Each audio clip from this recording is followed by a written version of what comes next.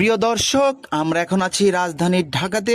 বিজয় দিবস উপলক্ষে রাজধানী ঢাকা জুড়ে ব্যাপক শোডাউন ও কর্মসূচি পালন করেছে বাংলাদেশ জামায়াতে ইসলামী। আজ মঙ্গলবার 16ই ডিসেম্বর সকালে রাজধানী ঐতিহাসিক সোহরাওয়ার্দী উদ্যানে অনুষ্ঠিত হয় দলটির উদ্যোগে আয়োজিত এক যুব ম্যারাথন ও জনসমাগম।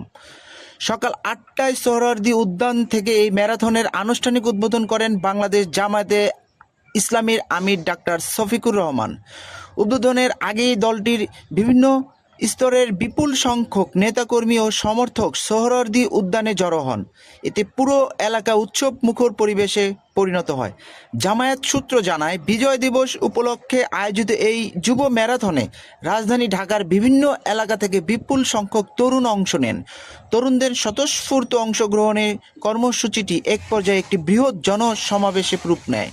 ম্যারাথনটি সোহরাওয়ার্দী উদ্যান থেকে শুরু হয়ে শাহবাগ মোড় ও সায়েন্স ল্যাব অতিক্রম করে জাতীয় সংসদ ভবনের পাশের মানিক মিয়া অ্যাভিনিউ গিয়ে শেষ হয়।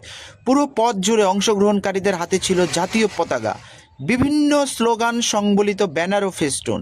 এ সময় অংশগ্রহণকারীরা বিজয় দিবসের চেতনা তুলে ধরে বিভিন্ন স্লোগান দেন এবং শৃঙ্খলাবদ্ধভাবে কর্মসূচিতে অংশ নেন। রাজধানীর গুরুত্বপূর্ণ সড়কগুলোতে ম্যারাথন চলাকালে আইন শৃঙ্খলা রক্ষাকারী বাহিনী সতর্ক অবস্থানে ছিল, যাতে কোনো ধরনের অপ্রীতিকর পরিস্থিতির সৃষ্টি না হয়।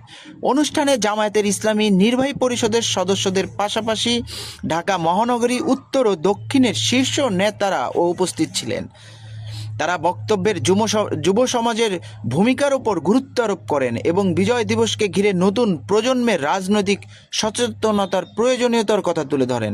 নেতারা বলেন, দেশের স্বাধীনতা ও ভবিষ্যৎ রক্ষায় তরুণ সমাজকে আরও সক্রিয় দায়িত্বশীল ভূমিকা পালন করতে হবে।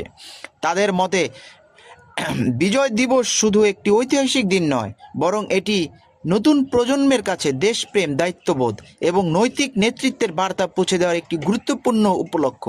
আয়োজকদের ভাষ্য, এই যুব ম্যারাথনের মূল লক্ষ্য হল বিজয় দিবসের তাৎপর্য নতুন প্রজন্মের কাছে তুলে ধরা এবং দেশের রাজনীতি ও ভবিষ্যৎ নির্মাণে তরুণদের সক্রিয় অংশগ্রহণে উদ্বুদ্ধ করা।